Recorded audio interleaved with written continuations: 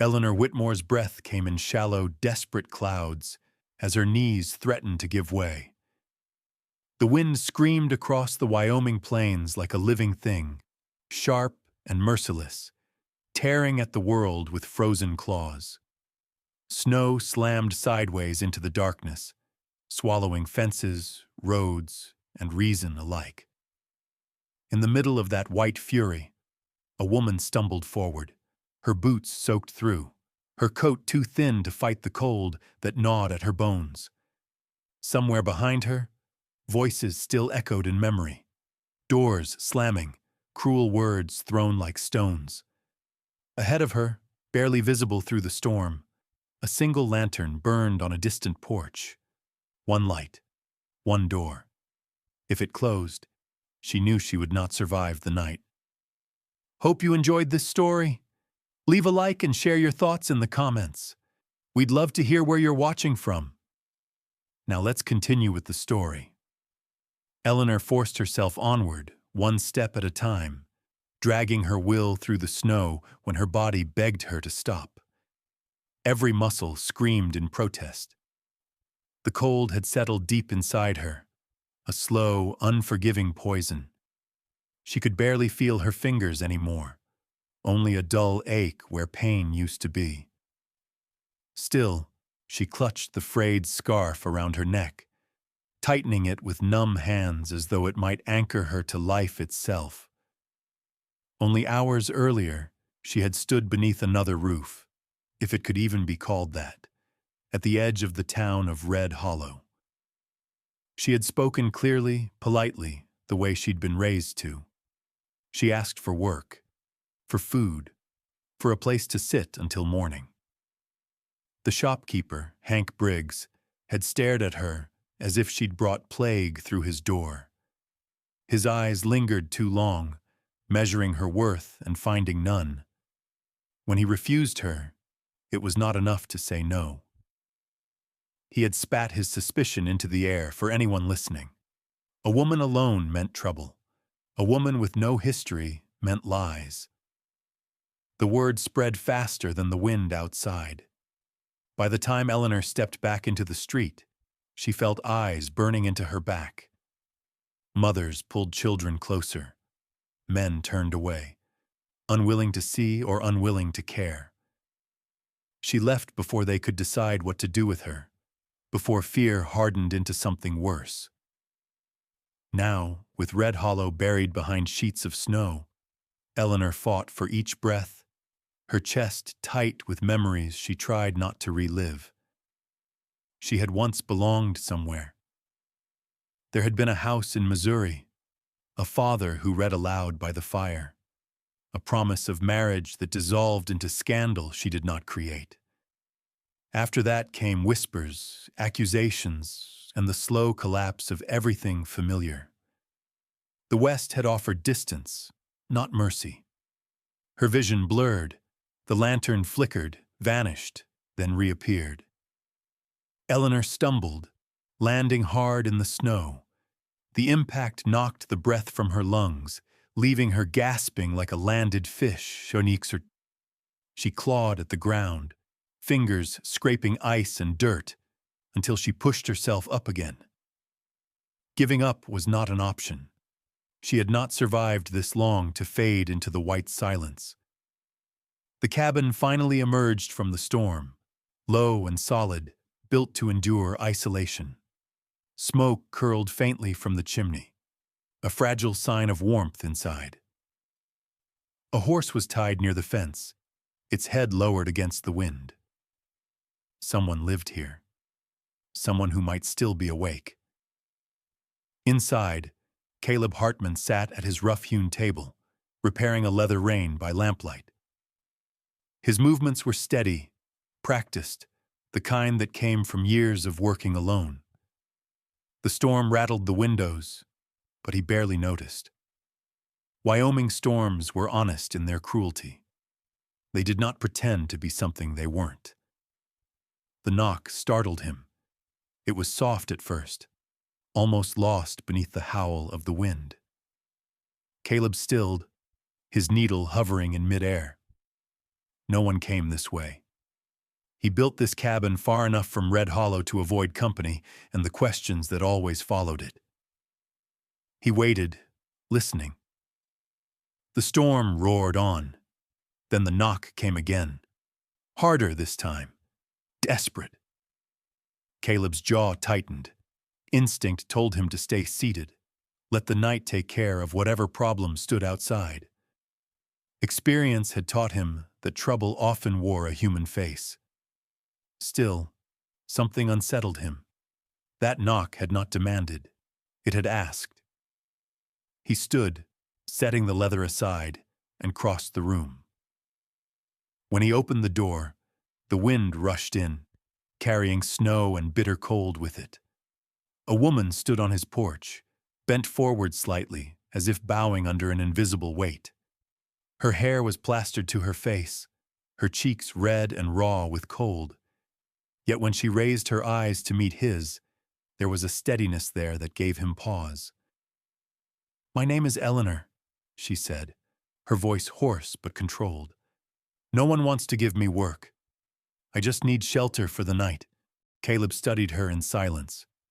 He saw exhaustion carved deep into her posture, hunger hollowing her frame. He also saw something else, dignity, stubborn and unyielding, refusing to disappear even now. He glanced past her into the storm, then back at her face. Finally, he stepped aside. "Come in," he said. Eleanor hesitated, as if expecting the offer to be withdrawn. Then she crossed the threshold, her legs trembling as warmth wrapped around her. The door closed behind her, shutting out the storm. For a moment, neither of them spoke. Caleb fetched water and bread without comment, setting them on the table. Eleanor accepted them with a whispered thank you, her hands shaking as she ate. Each bite felt unreal, as though kindness were a thing she might drop if she weren't careful. The fire crackled, filling the cabin with a low, steady sound. Outside, the storm raged on, blind and relentless. Inside, two strangers shared space and silence, each wary, each aware that something had shifted. Neither of them said it aloud, but both felt the truth pressing in. This night was only the beginning.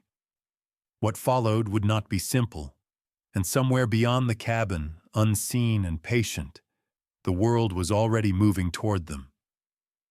The rain did not truly stop with morning. It only softened, turning from a roar into a steady, patient drip that followed the hours like a reminder. Pale light crept over the pine-lined ridges beyond the cabin, revealing mud heavy as clay and a valley rinsed raw by the storm. Wade Calloway was awake before the sun finished rising, as he always was, sitting at the small table with his hands wrapped around a tin cup. For years, dawn had arrived to silence so complete it rang in his ears. Now there was another presence in the cabin, subtle but undeniable, and it shifted the rhythm of the place. Above him, Lily Hart stirred in the loft. Sleep released her reluctantly, like something she had stolen and not yet paid for. She awoke tense, heart racing, certain for one sharp second that she would hear shouting or feel hands dragging her back into the life she had fled. Instead, there was only the sound of rain and the low murmur of a man talking to a horse. The smell of coffee reached her, rich and grounding. She pressed her fingers to the scarf beneath her collar, felt its familiar weave, and let herself breathe. She climbed down the ladder quietly. Wade glanced up at the sound, but didn't turn fully, as if he understood that sudden attention might feel like a threat. "Coffee's hot," he said. "Biscuits, too." "Thank you," Lily answered. The word felt small compared to what she meant. They ate in companionable silence, broken only by the scrape of a chair and the wind brushing the shutters.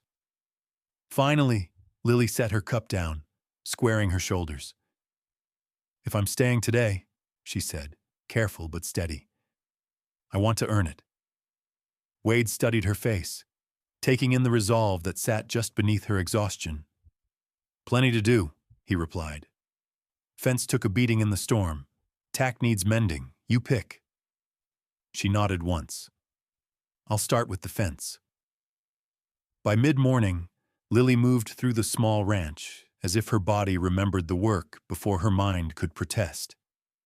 Mud clung to her boots, but she kept her footing, bracing posts, tamping earth, and hauling loose rails back into place. The labor warmed her against lingering cold and loosened something tight in her chest. For the first time in longer than she could remember, no one watched her with suspicion or demand. Only quiet assessment.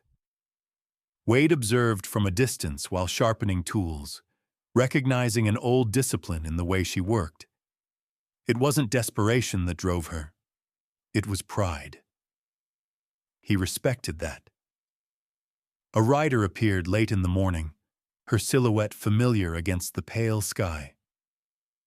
Martha Green swung down off her horse without ceremony, boots sinking into the mud as she approached. Her gaze flicked between Wade and Lily, sharp but not unkind. "So," Martha said, folding her arms, "it's true." Wade arched a brow. "If you're wondering whether I've finally taken leave of my senses, the answer's still no." Martha huffed softly, then addressed Lily. "Name?"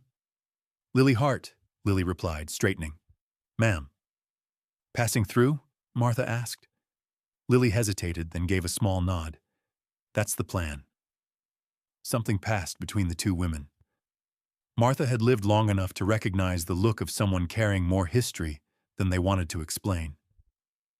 She said nothing more, only handed Wade a wrapped parcel.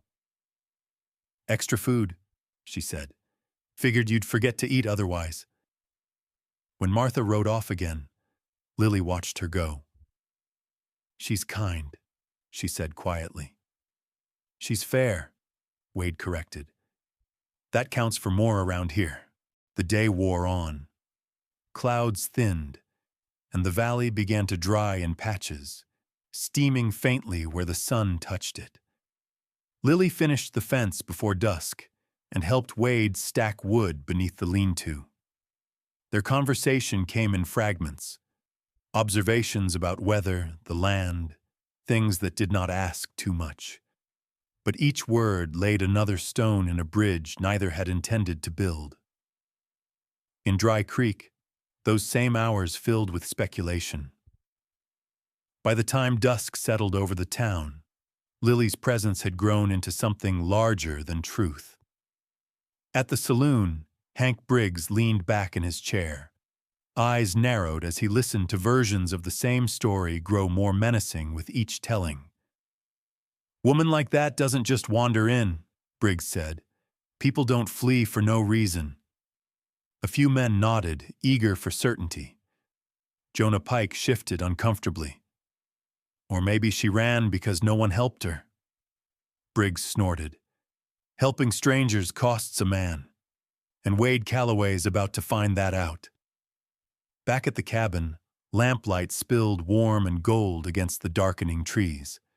Lily washed her hands, the water tinged brown with earth and fatigue. "I won't bring trouble to your door," she said suddenly. "If staying puts you at odds with the town, you're here because I said you could be." Wade interrupted gently. "That's my choice." She studied his face, searching for any sign of doubt. Finding none unsettled her more than fear would have. "People don't usually choose me," she admitted.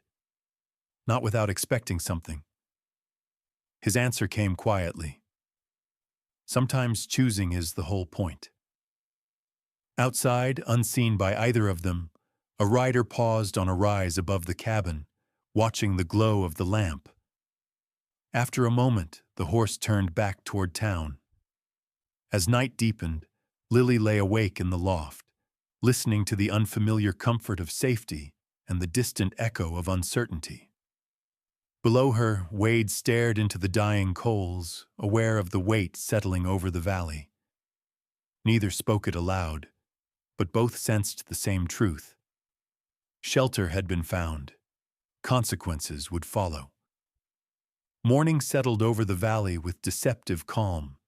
Thin sunlight slid across the grassland, catching in the damp earth and turning each blade of grass into glass. From the cabin porch, Wade Calloway could see the land stretching wide and open, a place that promised freedom while hiding dangers just beneath the surface. He felt it in his bones, the way a storm announces itself long before the clouds arrive. Lily Hart was already awake. She moved through the cabin with quiet purpose, sweeping, mending a tear in one of Wade's shirts, hanging blankets to dry. Her presence no longer startled him, but it unsettled something deeper. The cabin breathed differently now, lived in, shared. After breakfast, Wade handed her a leather saddlebag. "Threads inside. Strap tore last season. Never made the time." "I know how to fix it," Lily said, accepting it without ceremony. She worked near the open door, letting the light fall across her hands. The concentration in her face reminded Wade of a thing he hadn't felt in years. Steadiness. Not happiness, exactly. Something sturdier. Earned through effort. By midday, hoofbeats echoed faintly from the road. Lily froze instinctively, then forced herself to continue stitching. Wade stepped outside, shading his eyes as the rider approached. Deputy Thomas Reed reined in his horse just short of the gate. He was young for the badge, barely past 30, his uniform still fitting too cleanly to belong to a man hardened by the frontier. His expression held caution, not aggression. "Morning, Wade," Reed said. "Didn't mean to intrude." Wade gave a nod. "Road passes by fine without stopping." Reed hesitated, then glanced toward the open door where Lily sat. "Town's been talking." "It always does." Reed shifted in his saddle. "Hank Briggs claims you're harboring a woman who showed up during the storm. Says she's trouble." Wade felt irritation tighten his jaw, but he kept his voice even. "Hank Briggs sells fear by the pound. Always has." "That may be," Reed replied softly. "But fear travels faster than truth. I figured I should hear your side before it gets out of hand." Wade studied the young deputy and saw the conflict written plainly on his face, the lawman's duty pressed against a man's conscience. "She's staying here because I said so. She works. She minds her business. That's the whole of it." Reed nodded slowly. "That may not be enough for some folks. I'm not here to satisfy them." Reed let out a quiet breath. "I'll do what I can to slow things down, but keep your eyes open." He tipped his hat and turned his horse back toward town. Lily had risen quietly, standing just inside the doorway. She'd heard enough. "He doesn't trust me," she said. "He's trying to be fair," Wade answered. "That's rarer than trust around Dry Creek." The rest of the day passed under a growing weight. Lily threw herself into work, as though effort alone might hold danger at bay. She scrubbed floors, reorganized supplies, and helped Wade with the horses, speaking gently as she brushed their coats.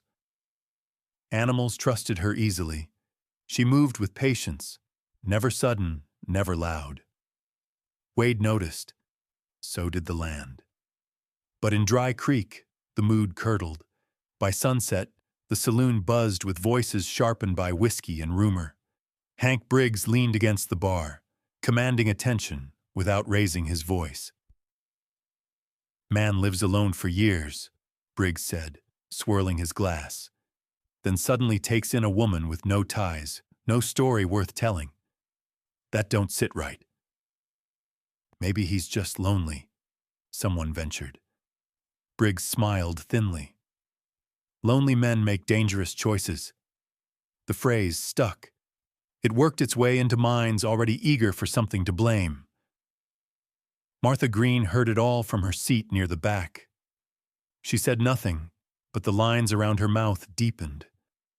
When Briggs finally headed out into the night, she settled her account and followed, not toward her home, but toward the road that led uphill. At the cabin, Wade and Lily ate supper by lamplight. The shadows between them felt heavier than the night before. "You should know," Lily said after a while. "I'm not different enough to scare them for long. When fear needs a shape, it picks what's closest." Wade met her gaze steadily. "You're not a shape. You're a person. That distinction matters less than you think out here." She stood to clear the dishes, then paused. "If it turns ugly, I'll leave." "No," Wade said firmly. "You don't decide that alone." Their eyes locked. Lily searched his face, weighing conviction against consequence. The fire cracked softly. Outside, the wind shifted. Later that night, as Lily slept fitfully in the loft, Wade sat awake, rifle across his knees. The land was quiet, but it was the kind of quiet that held its breath. He knew trouble wouldn't come loud at first. It would arrive disguised as reason. A lantern flickered briefly on the ridge before disappearing. Wade noted its position, carving the image into memory. In town, Martha Green dismounted behind her house long after dark. She stepped inside, lit a lamp, and began writing a letter she prayed she wouldn't need to send.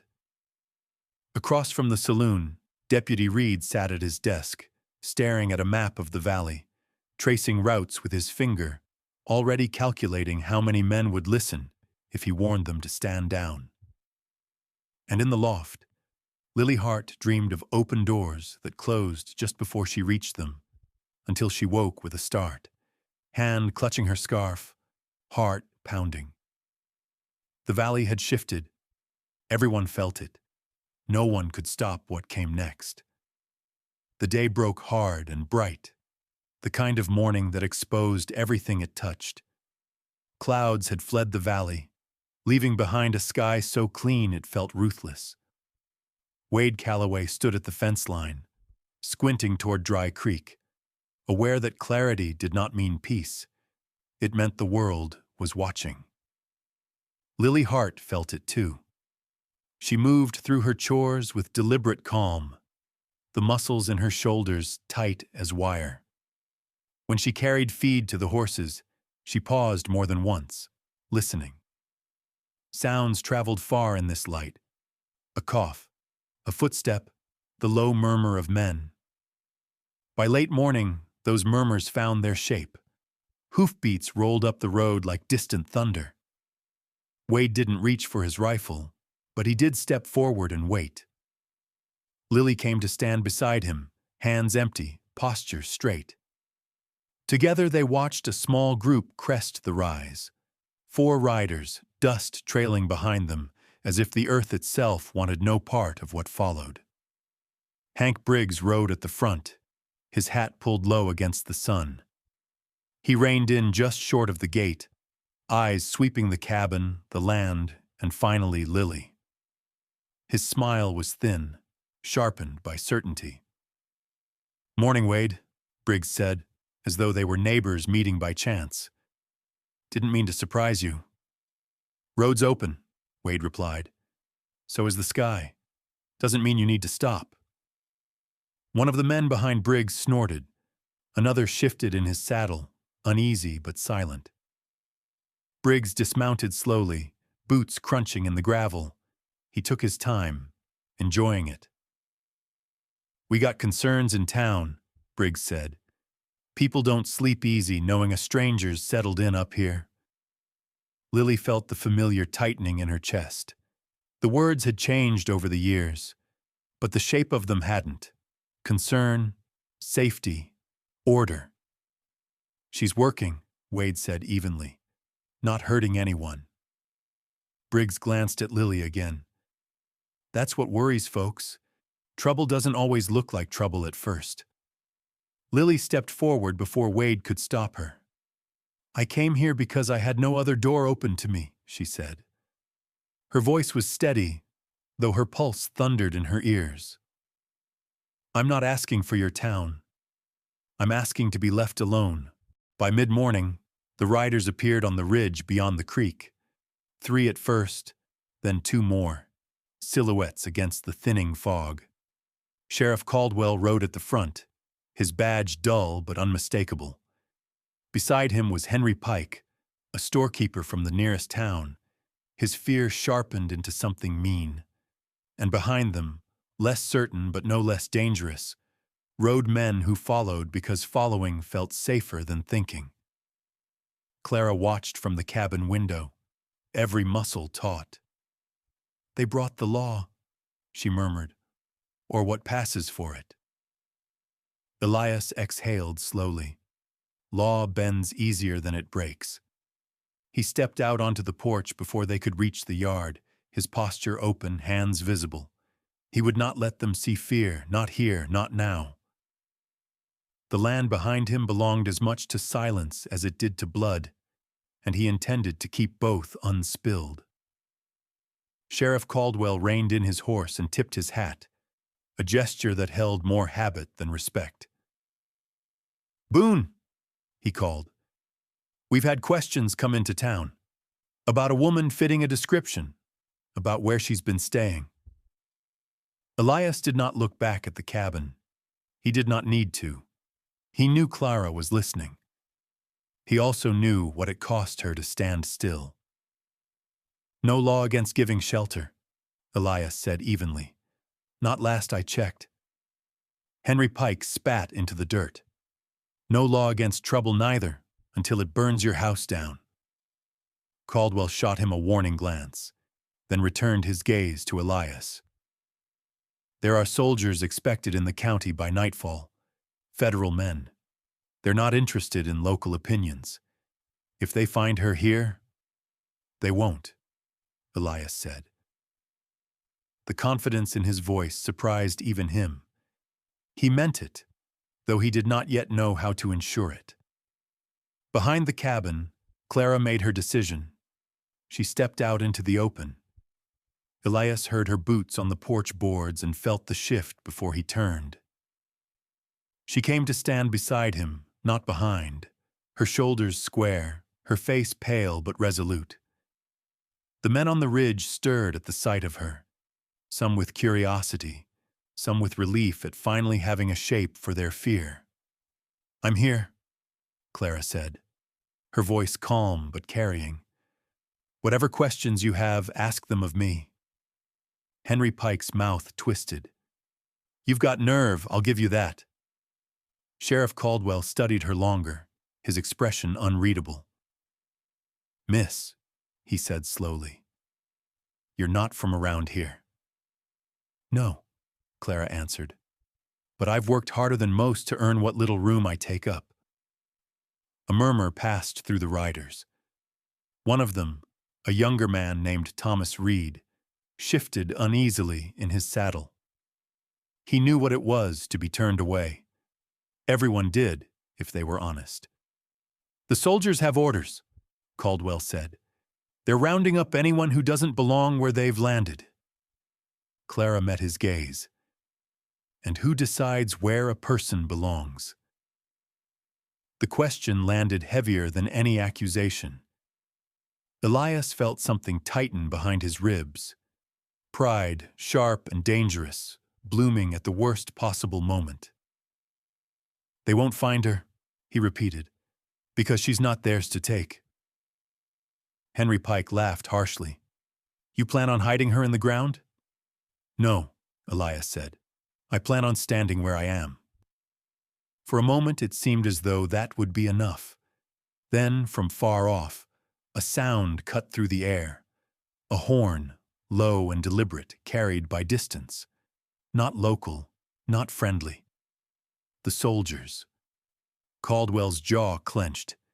He looked from the ridge toward the deeper woods, calculating. Fear flickered across his face just briefly. He did not want trouble with federal men any more than Elias did, but the sheriff's badge had never weighed heavier than a man's instinct to protect his own skin. "I didn't see her," Thomas Reed spoke up suddenly, his voice shaking but clear. Didn't see anyone. We were just riding through. Several heads turned toward him. Henry Pike stared in disbelief. What are you saying? I'm saying, Thomas continued, swallowing hard, that whatever happens next ain't on us. If soldiers are coming, best we weren't here when they arrive. Silence held them, thick and breathless. Sheriff Caldwell studied Thomas, then Elias, then Clara. The horn sounded again, closer now. The choice before him was not moral, it was practical. All right, Caldwell said at last. We didn't find anyone today. Henry Pike opened his mouth to argue, then thought better of it. Fear won. The riders turned back toward the ridge one by one, retreating like a tide pulled suddenly away. When the last horse disappeared into the mist, Elias let out a breath he had been holding too long. Clara's knees nearly gave way. Elias caught her by the elbow and guided her inside before she could protest. The cabin felt smaller now, pressed in by time. They'll come closer, she said, sinking onto the bench. The soldiers won't turn back so easily. I know, Elias replied. That's why we can't stay. Her eyes lifted to his. You said, I said they wouldn't take you, he corrected gently. Not that they wouldn't try. Outside, the horn sounded again, closer still, echoing against the hills like a promise and a threat woven together. Elias moved quickly, gathering food, ammunition, anything that could be carried without slowing them. Clara rose and took her coat from its peg, fingers brushing the worn lining as if saying goodbye. Where will we go? She asked. He paused, considering the map etched into his lifetime of wandering. North, through the higher passes, places they won't look, not right away. She nodded. Trust came easier now. That frightened her almost as much as it comforted. When they stepped out behind the cabin toward the tree line, the sky darkened again, not with storm clouds this time, but with consequence. The land awaited them, indifferent yet vast, holding both danger and refuge in equal measure. As they disappeared into the woods, the horn sounded once more behind them. And neither of them looked back. The forest closed around them like a held breath. Pine needles softened their steps as Elias Boone and Clara moved uphill, following a narrow game trail only he seemed able to read. The farther they went, the quieter the world became, until even the distant horn faded into memory. The land rose steadily, air thinning, cold sharpening with every step. Clara's legs burned, but she did not slow. She had learned long ago that stopping invited fear to catch up. At the ridge, Elias paused. Below them, the valley spread wide, bathed in muted afternoon light. From this height, the cabin looked impossibly small, a fragile dot among trees and stone. Smoke no longer rose from its chimney. It looked abandoned already, as if the land itself was beginning to erase it. Clara turned back to Elias, her eyes shining with emotion she did not trust herself to name. That place gave me a life, she said softly, even if only for a moment. Elias followed her gaze. It wasn't the cabin. It was the choice. They rested there briefly, sharing water and silence, listening to the slow wind thread through branches like a hush spoken by ancestors. Then Elias rose and offered his hand. Clara took it without hesitation. They moved north through the pass as evening settled, navigating switchbacks lit only by the dimming sky. Clara stumbled once, and Elias caught her easily, steady as a mountain root. She laughed breathlessly despite herself. The sound surprised them both, It had been a long time since laughter felt allowed. They made camp just before full dark, tucked beneath a rocky overhang that shielded them from wind. Elias built a small fire, careful to keep it low. The flames danced quietly, painting their faces in gold and shadow. For a time, neither spoke. Clara finally broke the silence. "You chose me," she said, "even when it cost you." Elias looked into the fire. "I chose not to let fear write the ending. I'd already lost enough years that way."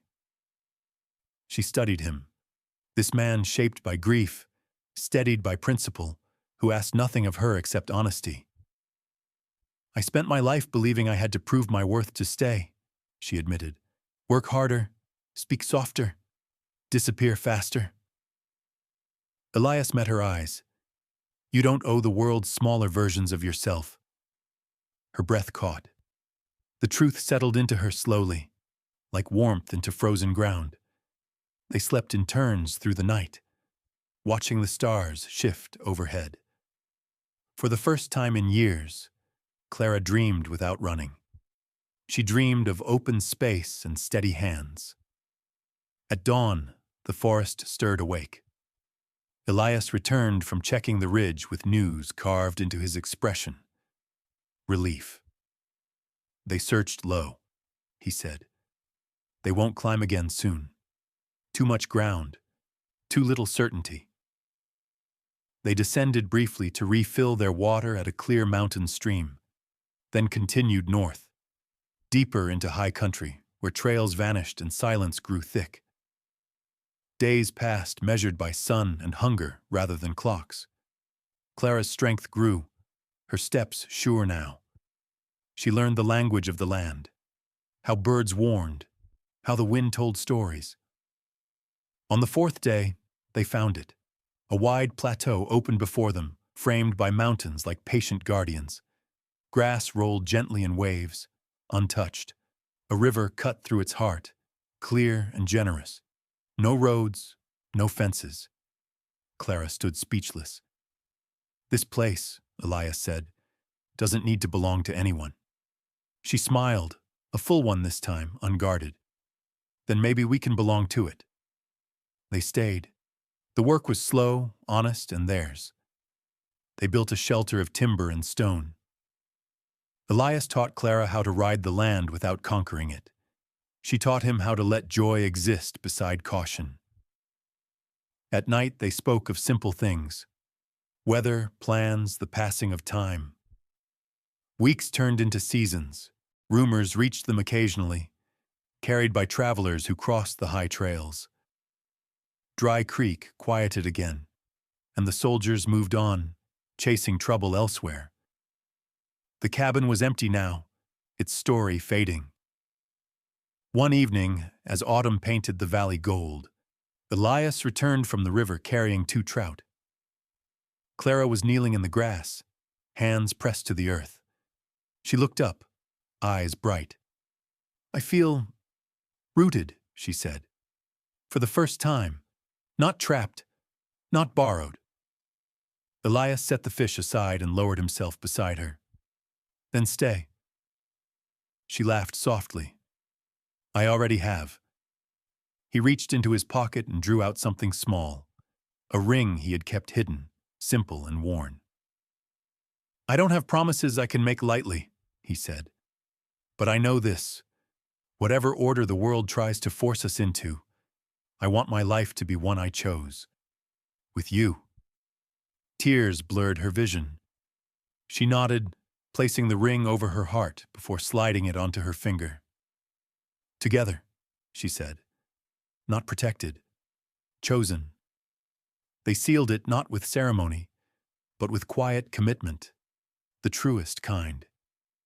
Years later, when travelers spoke of the plateau, they did not speak of hiding or escape. They spoke of a place where kindness endured without announcement, where a man and a woman made room for truth, where fear did not get the final word.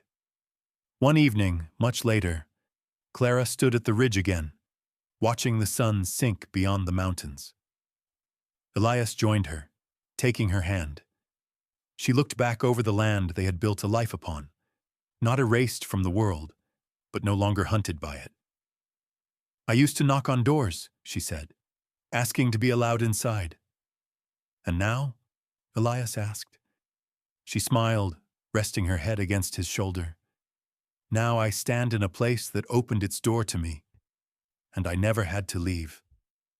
Below them, the valley breathed in peace, and this time, when night fell, it brought rest instead of fear.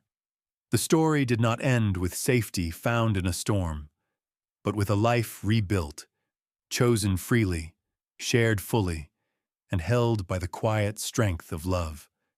I hope you enjoyed this story. Subscribe to my channel so you don't miss touching stories. Leave a like and then comment below what you thought of the emotional stories. See you in the next video.